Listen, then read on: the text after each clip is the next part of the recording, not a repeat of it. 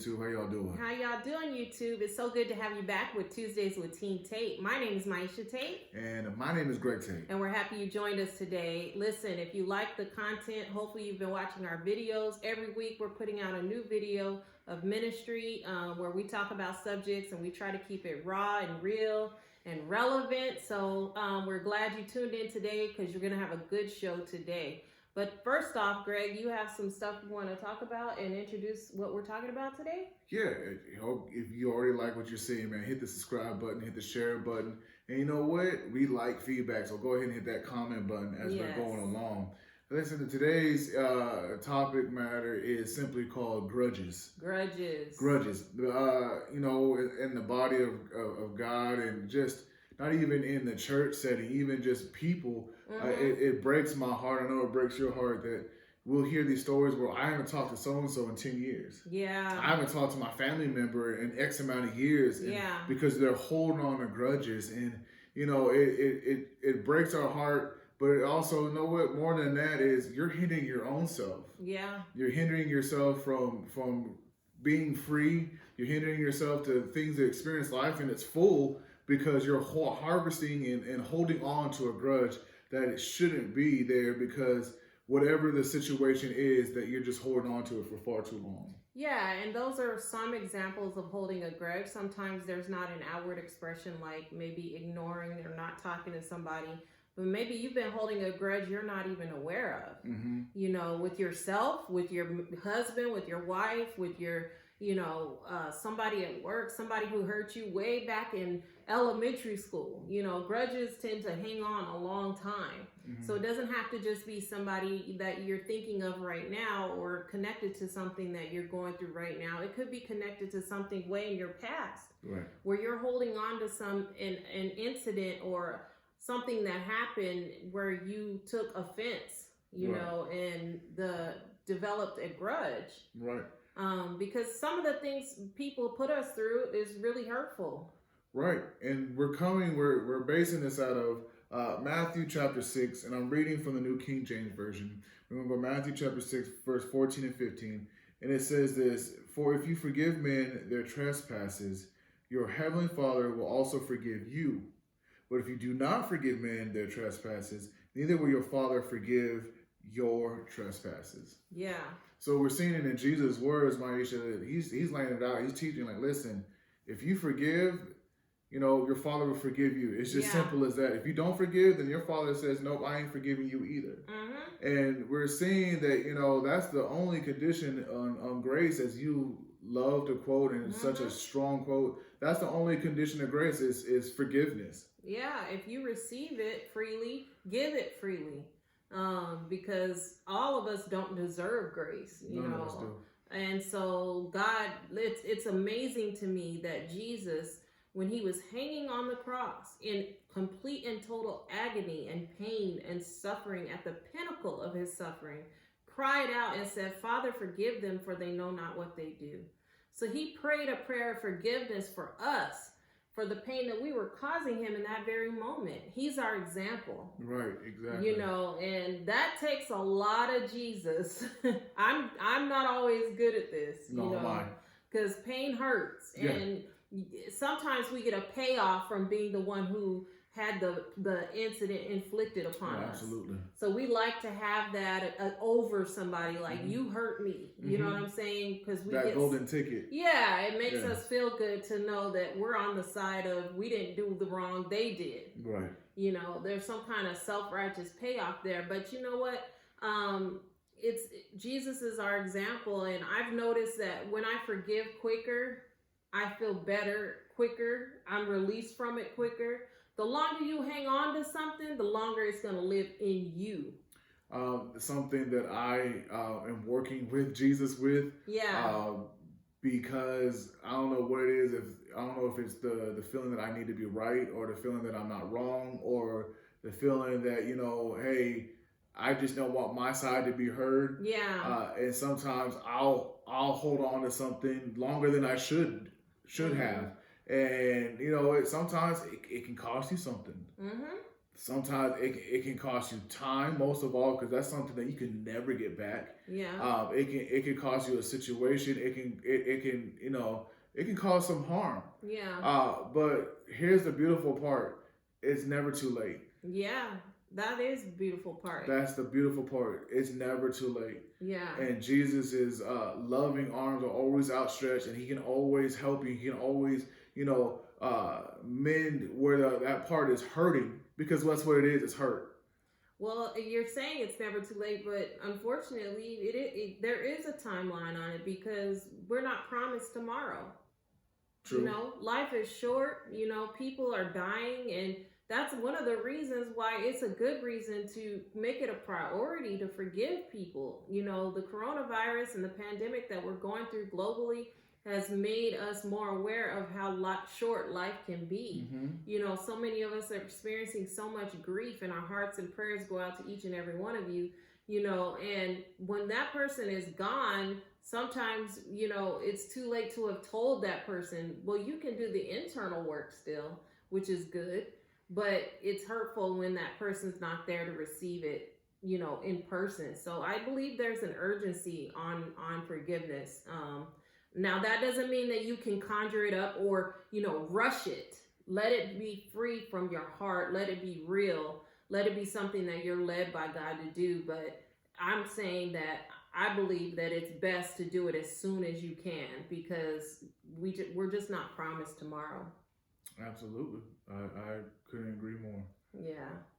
So, one of the areas, Greg, that I found that I have struggled with holding on to grudges is with my kids. If you've hurt my children, Mama Bear wants to hold on to that, so that's a difficult one for me.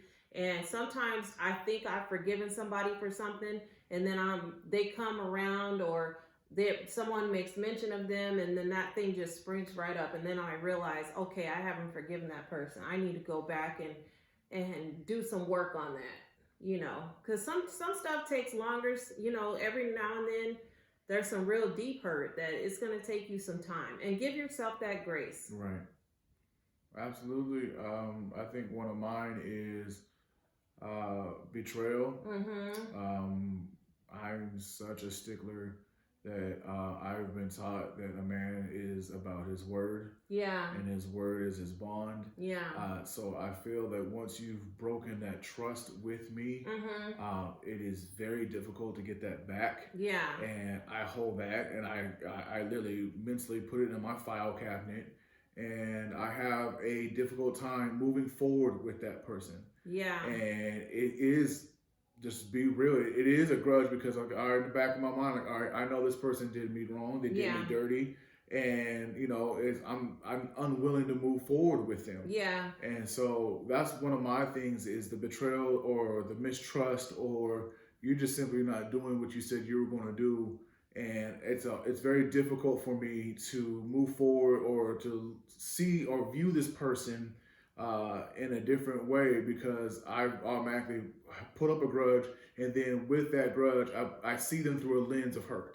That's good. That's real honest. And maybe you're listening today. Maybe you're in your car, you're on a break at work, or you're at home, or you're wherever you're listening and you're watching today. If that's you and you're struggling because someone has betrayed you, we understand. Greg put it so well when he shared that, because I can relate to that as well.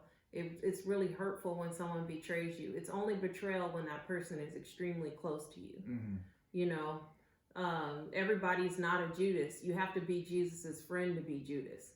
So when that happens, when somebody comes into your life and they betray you, it's really hard and difficult to move past that. But one of the keys to moving past it is actually forgiveness. The very thing that's the hardest thing to do is the thing that releases us. Right. It's forgiveness is not easy. Mm-hmm. Anybody that says that it is, I'm sorry. I just chuckle and laugh, because it is difficult. Very. Especially if it is a loved one. Yes. Especially if it's someone that you care about. Yes.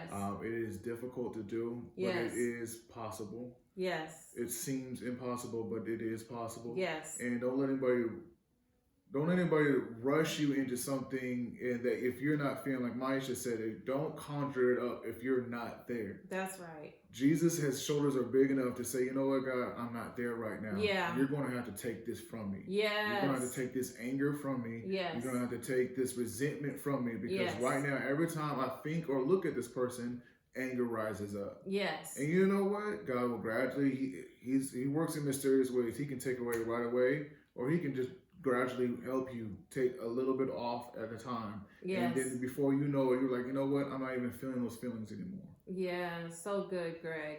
Definitely want to walk this thing out with grace and receive that grace for yourself first. I think that's what it releases me to forgive everybody else, is I start to picture the cross for myself and receive it, for how much he loves me. And when I receive that much, I have something to actually give somebody else. Yeah, you know what? It's going a little bit longer today, but I think it's important because it's something that we all can relate to. Yeah. I think some of the biggest grudges, though, that I face is with myself. Mm-hmm. I hold myself at such a high standard, and I hold myself accountable to a lot. And then when I don't meet those standards that I think I should hit, I hold a grudge against myself, and I get upset with myself. And one of the hardest things for me to do is not just to forgive others, but forgiving myself. That's so good. That is difficult for me to do at times, because it's not my coaches, it's not my mentors, it's not my pastors, it's not anybody else, it's not my wife. I'm the hardest critic on me. And to my standards, she has to calm me down, like, listen, you're not Superman, dude. You need to take that cape off and just be human. Yeah. But I have sometimes unrealistic and unhumanistic goals for myself, and I get upset when I don't reach them. But I'm learning that, you know what, forgiveness starts within, and it starts home at first. You can't forgive somebody if you're not willing to love yourself past whatever situation that you have endured through. Yes. And one of the keys to helping you forgive is to separate the offense from the offender. Very good. Did you hear that? Separate the offense from the offender. That's one of the ways that can help you, because sometimes we take a broad stroke over what a person did, and we make that's who that person is. That's not who they are, that's what they did. And that doesn't mean that you ignore what they do and enter into the same level of relationship with that person just because I've forgiven you. Walk through it with the Holy Spirit and ask him, what kind of boundaries do I need to put in place with this person? Because the Bible talks about guarding your heart with all diligence in Proverbs. So we want to be wise with our forgiveness. And if you're in an abusive situation, we want you to first seek help and leave as soon as possible and get yourself out of that abusive environment. And once you get into an environment of healing, pray and ask God to help you start to forgive that person who offended you. I hope you're liking this content today. This was a lot, Greg. We might have to do part 2 on grudges. I think we might have to do part 2. Because I really feel like God is dealing with somebody. He's dealing with me even as we're ministering this word today. So, did you have anything else that you wanted to share? I am good. I am straight, like 6 o'clock. All right. You are so good. I appreciate everything that you said today, and I hope you guys appreciate it too. If you liked what you heard, hit the like, subscribe, and share button. And we'll see you next week on Tuesdays with TeamTate. Thank you for tuning in. See ya. See ya.